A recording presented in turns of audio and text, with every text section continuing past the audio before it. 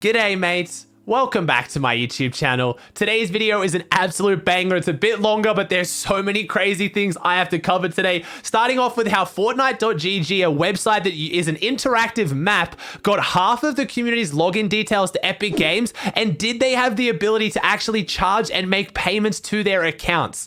Also, we had Primal Shotgun get some huge nerfs, which I'm so excited to talk about. The FNCS has almost completely changed in format. I'm going to break down exactly how it works for any of you confused, because I'm sure you are. There's so many big changes. Also, we got big details at the end of today's video. I'm going to be talking about the FNCS All-Star Showdown, a $3 million tournament that I've been hyping up as like a mini World Cup. It's all the best players competing over a few days with a $3 million prize pool. All right, there's a lot to cover. Let's run it. Remember guys, with tournaments back, check out my Twitch channel. It's twitch.tv/Aussie Antics. I'm going to be doing viewing parties of all the tournaments, doing bingo boards for gifted subs, predictions, all that fun stuff. So swing by and say g'day. I'd really appreciate it.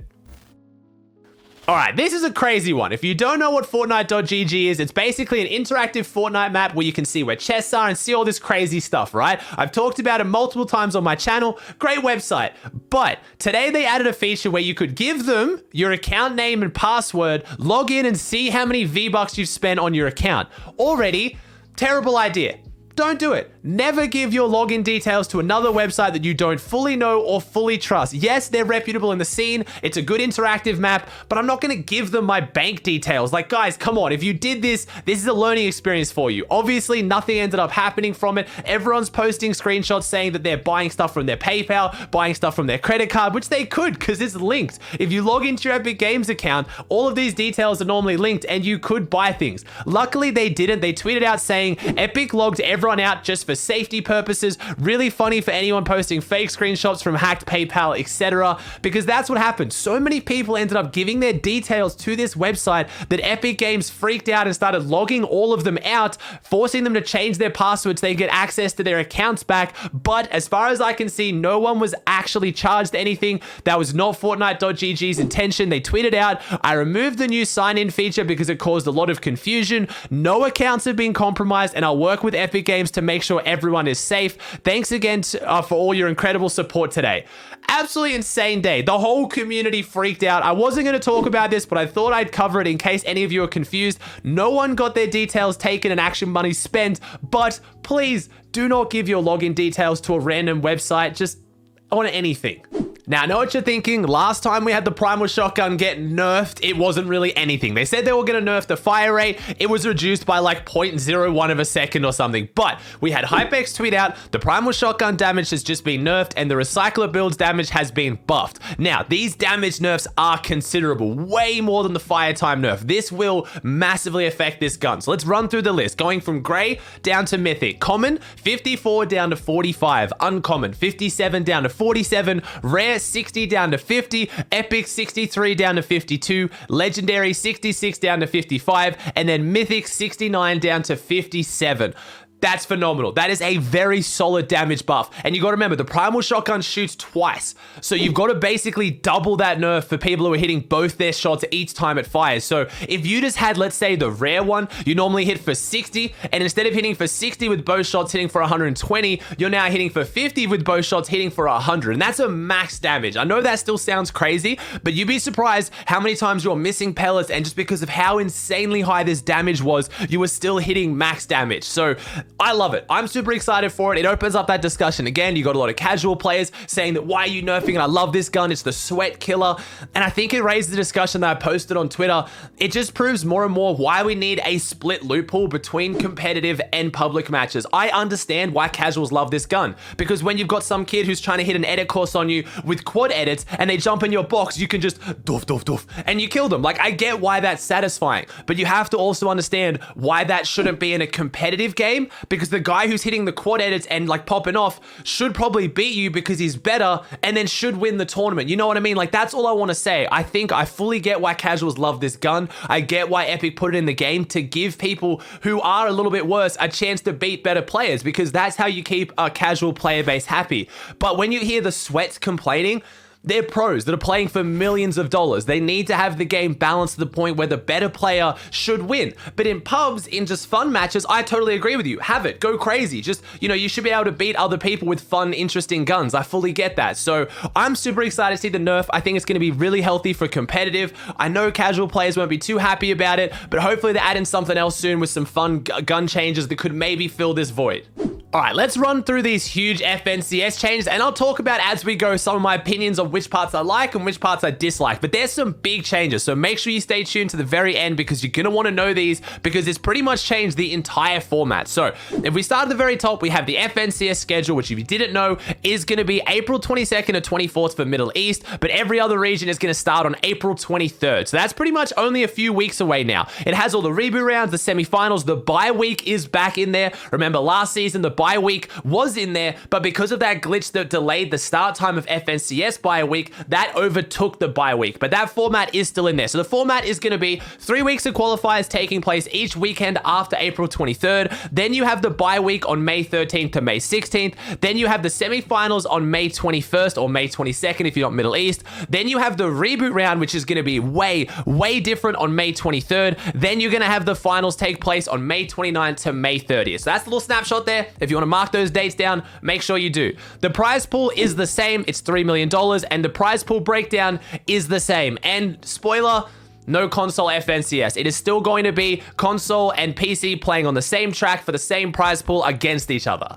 Let's kick things off with the format changes. So they said we've made slight adjustments to this season's qualification format. As a reminder, teams that placed first, second, or third in last season's Chapter 2 Season 5 FNCS for their respective region already qualify into finals for Chapter 2 Season 6 and cannot participate in the qualifiers or semifinals. Remember, terminology going forward in case you're confused. Qualifiers is the first 3 weeks, semifinals is the heats, and then finals is the grand finals. That's the terminology they're going with. So in case you get confused about that. So any team that came first, second, or third in their region is not allowed to play until the finals, the grand finals of this season. Just so you're sure of that. They don't get to play qualifiers each week, and they don't get to play the heats. That's why they're so upset, because they're losing their drop spots, they don't get the practice, and they don't get to play against the other teams to size up how they're doing in this meta. I'll talk about how I feel about that later, but let's keep going down. So, quick highlights. Top 3 teams from each qualifier will skip semifinals and directly advance to finals.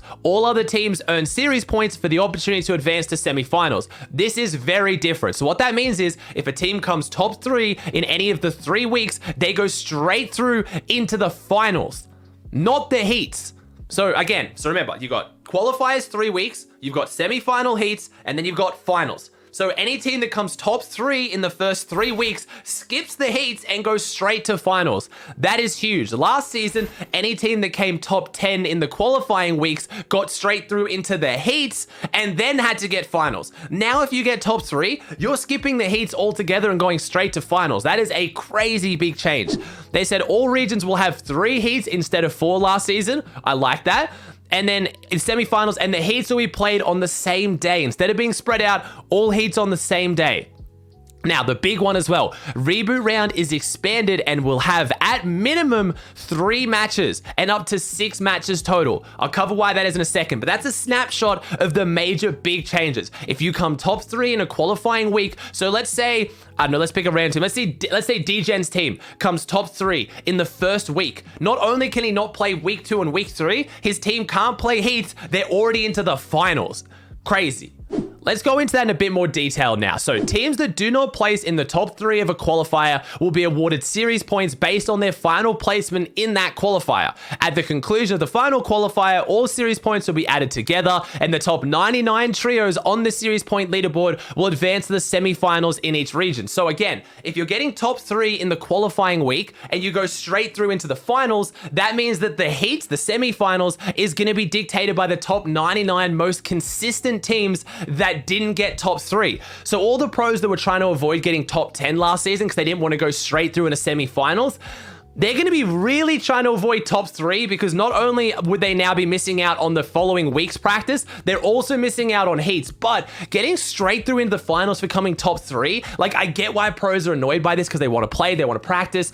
But when you're not playing the game seriously because you're trying not to qualify in those weeks, is it really practice? At the same time, most esports would absolutely kill to be able to qualify in the first week straight through into the grand finals where you're guaranteed prize money. Like, that's crazy. But again, on the flip side, I get where the pros are coming from, and you got to remember, battle royales are very different. A lot of the preparation coming up to a major event for battle royales, like the semifinals and heats, isn't even about practicing how your team plays. It's about getting your drop spot. It's about making sure no one drops on you, so on the day of the finals, you have it uncontested. We know this. If you have an uncontested drop, your chance of winning finals goes up insanely tremendously. Like, no team has ever been consistently contested and won. It's just that simple. So you get why the pros are upset, but I get what Epic's going for. So far, I like this format. So like we already just covered, semifinals will consist of 3 heats in each region, with teams seeded based on the total amount of series points they have. If you haven't watched an FNCS before and you're confused why I'm talking about consistency and series points, basically if you're a team that doesn't come top 3 in any of the weeks now, you're going to get into the heats off consistency points. There's a leaderboard that is posted during the season. I'll talk about it in videos, but basically if you're the top 99 most consistent teams across the 3 weeks, that's how you're going to get into semifinals. The top 99 that don't come top 3 each week, obviously. Now, they said for each heat, teams will have 6 matches to earn as many points as they can. The top 6 trios from each heat will advance to the finals. Teams placing 7th to 17th in each heat will advance to the reboot round. The reboot round isn't new, but only top 6 trios going through into finals and having already the top 3 from the weeks before going straight in means there's way more slots open for the reboot round, which I love. So I'm super excited for this. All right, reboot round. The reboot round will now consist of at least 3 matches in which the winning team of each match will advance to finals. Once the team gets a victory royale, they will move on to the finals and be removed from the next set of matches of the reboot round. Additional matches, up to 6 total, may be added if any teams disband who had guaranteed finals invitations based on last season's Chapter 2 Season 5 FNCS standings. All right, so let's talk about that. Normally, the reboot round was taking place there was 4 heats in the last FNCS, and the teams that came top 8 went straight through into finals. The teams that came 9th to 16th of the 4 heats all got combined. That made 32 teams. They would battle it out, and the one victor, the one team that won that one game, would make up the 33rd team in the finals. They've now put way more emphasis on the reboot round. There's going to be at least 3 matches to get 3 teams into the finals through reboot, but it can be up to 6 because, like I just talked about, teams that came top 3 last FNCS, they are automatically into this season's FNCS finals. But some of those might split. Obviously, Hen, Chapix, and Janice have been talking about splitting. We think they're still together. But if they split, that means in the EU, there'll be at least 4 teams that need to get into the finals off the reboot round. I hope that makes sense. I'm super excited for that. The reboot round is always so intense. It's like Battle Royale at its purest form. Eliminations don't matter. Placement doesn't matter. You just got to win. It's whoever gets the win. If you get a 0-lim Victory Royale, you're in the finals. It's always so much fun. And now there's going to be multiple rounds for teams to figure out the format rather than just having that one chance to try to pull it all together. I mean, I'm super excited by that. Last but not least, we have the finals, or the grand finals, however you're used to referring to it, and it's exactly the same. All the top 33 teams will play it out across 2 days in 12 matches. Obviously, the top teams earn the prize money. Whoever comes first wins FNCS. The finals is completely the same. It's just changed on how we get there. The last big change that I'm so excited to talk about is the scoring. So, based on players' feedback on last season's point format, we've made adjustments for single lobby rounds. That's the set lobbies, the ones that are round 4 at the end of every week, and for the finals. We've decided to award points more evenly across the top and at pivotal points during a match. Specifically, teams that make it past Storm Surge thresholds will be rewarded, as these are the more difficult placement thresholds. Incremental points are awarded from 16th and onward, with a solid bump for earning that coveted Victory Royale. I love this. If you don't know what we're talking about, there was 2 scoring formats for the last FNCS. The first 3 rounds of each week, the opens rounds, had one format that didn't reward eliminations as heavily, and the points weren't as skewed towards the top placements. The second format that was used for the finals, the logic was that if you make top 4 or top 3 in a finals and you get more eliminations, you're worth more points. But there was like this huge jump at top 4. Like if you got top 4, you were getting half the placement points of if you did anything before that. Like, just insane. Like, you got 12 points for getting 5th, but then you got like 18th, I think it was, for getting 4th. Like, it was just a ridiculous, huge jump up that didn't really make a lot of sense. So teams that were consistently coming 5th got like no points, even though the difference between 5th and 4th is usually like 10 seconds and a flopper. So they've changed that, and I love that. So looking at the format now, remember, it's trios. 18th to 24th is going to be 5. Then you get 8 for 17th, 9 for 16th, 10 for 15th, all the way up. It's going to go incrementally right to the very top. And when you get to that top 5, top 4, it doesn't change that much. 5th is 21, 4th is 22, 3rd is 24, 2nd is 26, and the Vic Roy is 30, getting an extra 4. I really like that. The big jumps are around those Storm Surge increments, which is really cool. It's so great to hear Epic listening and really focusing on the nuances of competitive and kind of tailoring a scoring system around that. Eliminations are still worth 2, so eliminations are still very heavy. I get the logic behind that. You know, if you're eliminating, Rezon, Vidal, and Noah Riley in the finals compared to if you're eliminating Jimmy, Timmy, and Johnny in the opens, I get that should be worth more, but at the same time, a lot of the eliminations in the finals are just kind of going to Storm or 1 or 2 tags here and there. They're not straight up fights, but either way, this format, in my opinion, is far, far better. I really, really like it. Now, that is the change in the scoring format for the set lobbies, for the single round tournaments, so for the final round each week, for the heats, and for the finals, but the normal scoring format from last season will still be in effect for round 1, round 2, and round 3, where the Victory Hour is worth 25 points and a limbs are worth 1. That's not changing.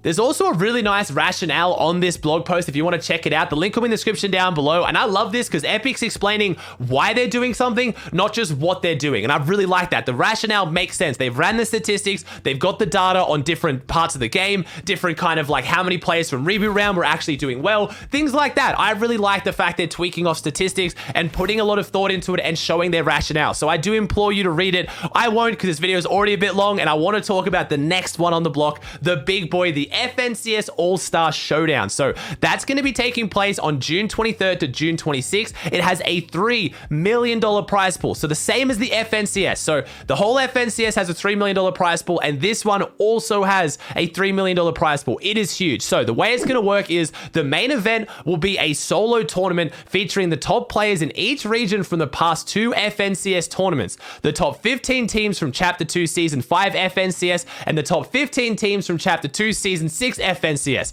Now, I wonder if this is going to change teams because there's a lot of teams that came top 15 last season that have split, and they were thinking like, maybe do we split, maybe do we not? I don't know if they're going to reform again. This is a chance at $3 million if you just stay with that team. So I don't know. Maybe. I guess that's what we'll see. They said they'll receive an invitation to the FNCS All-Star Showdown for a total of 90 players competing to determine who is the best player in their region. So 90 players in each region. Now, this means that half the field is already set. So there's even more on the line for Chapter 2 Season 6 FNCS. But it's not really. The majority of teams that came top 15 last season have split. The top 3, almost all of them are together. But top 15, that's a little bit like, look, we didn't get big money. We didn't get top 5. We didn't get top 10. So I think a lot of those have actually split. So this season is going to have so many places up for grabs. They said if some teams or players placed in the top 15 in both seasons, we'll invite additional teams to fill the open spots based on consistency. Teams with the highest average performance between Season 5 and Season 6 will receive an invitation to fill those potential extra slots. So again, even if you didn't come top 15 last season, sticking together right now means so much. And I don't want people to say they didn't know this or they didn't give a heads up because Epic said this months ago. They said there were going to be tournaments throughout the year that were going to reward teams for sticking together across multiple FNCSs, and that's what this does. They said a handful of invited players will also have the opportunity to compete as individuals in creative mode skill challenges during the days leading into the solo championship.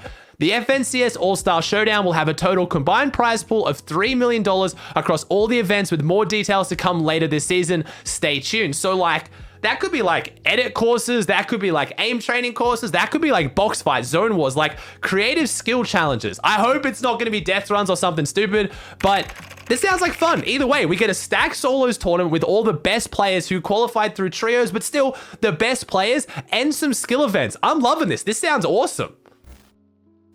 All right, guys, that does it for another video. I hope you enjoyed it. This was a good one. I'm super excited by all the news. There's some tweaks here and there that I was a bit like, oh, I guess we'll see. But overall, very, very happy. If you liked today's video, please chuck a like on it. Let me know in the comment section down below your thoughts, whether you enjoy the changes as well. If you haven't already, please subscribe to the channel. It would mean the world to me. Thank you so much for watching, and I'll see you in the next one.